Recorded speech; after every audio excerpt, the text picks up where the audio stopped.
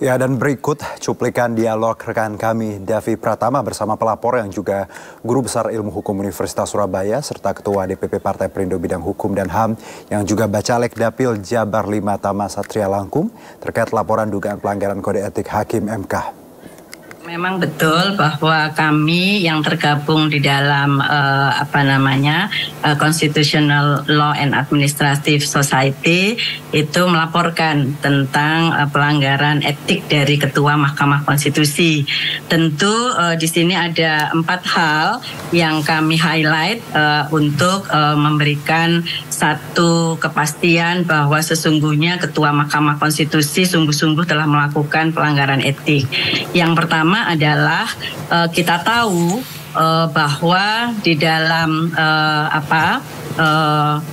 pemohon ya itu menyampaikan secara langsung bahwa yang bersangkutan itu pemohon memiliki dia adalah fans dari Gibran gitu ya, Raka Buming. Nah, Gibran itu kita tahu adalah keponakan dari Ketua Mahkamah Konstitusi. Nah, sehingga di situ sudah jelas ada hubungan kekeluargaan antara Ketua Mahkamah Konstitusi dengan orang yang disebutkan oleh pelapor dengan nama Gibran Raka Buming. Yang kedua, kita sudah tahu bahwa dengan putusan dari MK itu kemudian besoknya itu sudah jelas bahwa kemudian Prabowo menyampaikan, mendeklarasikan bahwa Gibran itu adalah sebagai wakil presiden ya dari Capres Prabowo. Nah, itu menunjukkan ada keterkaitan antara putusan nomor 90 PUU tahun 2023 dengan keberadaan Ketua Mahkamah Konstitusi. Itu yang kami highlight. Yang kemudian yang berikutnya itu kita lihat bahwa Ketua Mahkamah Konstitusi di dalam ketika beliau menjadi narasumber di salah satu perguruan tinggi, beliau sudah menyampaikan terkait dengan adanya permohonan tentang batas usia ini, dan itu sudah disampaikan sebelum itu dilakukan. Yang keempat adalah pernyataan dari hakim yang melakukan dissenting opinion yang jelas-jelas menyebutkan bagaimana keberadaan Ketua Mahkamah Konstitusi.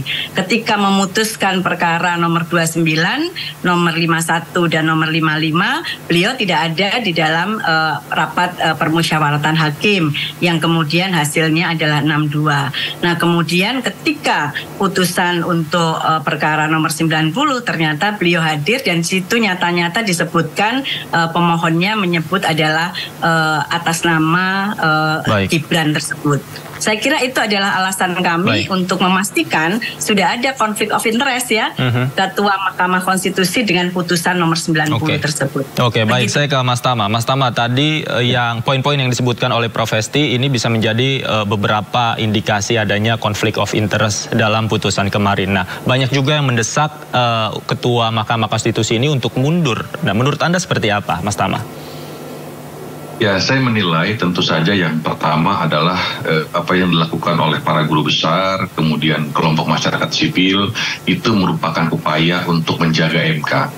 Jadi MK hari ini sedang ada banyak tuduhan, sedang ada banyak catatan yang tentu saja ini perlu ada mekanisme yang kemudian dia berjalan untuk menjaga hal tersebut. Makanya kemudian sudah ada MK-MK yang hari ini sudah mulai berjalan dan saya rasa akan efektif selama 30 hari ke depan.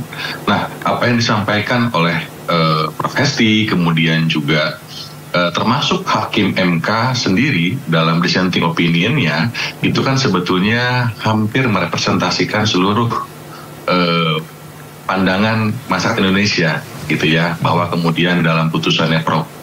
Sali menyebutkan terkait dengan ada sejumlah keanehan dan lain sebagainya. Tentu saja ini menjadi salah satu informasi yang penting bagaimana kemudian kita bisa berusaha untuk menjaga MK tetap pada koridornya dan kewenangannya. Dan tentu saja atas informasi yang dilaporkan kita harapkan juga MK-MK bisa bekerja dengan efektif. Kemudian juga kita juga berharap semua pihak-pihak termasuk Hakim MK yang kemudian sebagai saksi maupun terlapor itu bisa kooperatif untuk menjalani proses ini. Jadi kami melihat ini adalah upaya sebetulnya untuk menjaga MK, karena kita akan butuh MK sampai kapanpun. Dengan posisi MK yang sangat strategis sebagai the guardian of constitution, saya rasa upaya-upaya ini penting untuk sama-sama kita jaga dan kita dukung. Kira-kira begitu, Davi. Prof Hesti, katakanlah ada pelanggaran etik di sana. Kemudian bagaimana dengan perkara 90 ini? Akan seperti apa nanti ketika memang ditemukan ada dugaan pelanggaran etik nantinya? Ya, sekali lagi bahwa ini kan kita bicara tentang etik ya, keputusan dari Mahkamah Kehormatan MK. Jadi sekali lagi ini kita bicara tentang menjaga marwah institusinya. Nah, kalau kemudian terkait dengan putusan MK, sekali lagi itu kan final and binding gitu ya. Nah, oleh karenanya kalau kita mau menyoal itu nanti bergantung pada putusan dari MK. Apakah dengan putusan MK itu hanya, kita kan belum tahu ya. Harapan kita adalah yang pertama ada pelanggaran etik yang sungguh-sungguh sudah dilakukan oleh Ketua MK, dan tentu kami menginginkan atas nama rakyat Indonesia, kami ini kan sebetulnya para guru besar, para pengajar HTN ini adalah friend of court gitu ya. Kami ini adalah sebetulnya teman yang selalu melakukan watch itu ya, atau menjadi teman ketika itu melaksanakan secara baik. Nah, oleh karenanya sekali lagi marwah dari lembaga ini harus dijaga. Tidak ada hakim yang kemudian dia mencederai ya nilai-nilai yang harusnya dijunjung tinggi oleh para hakim.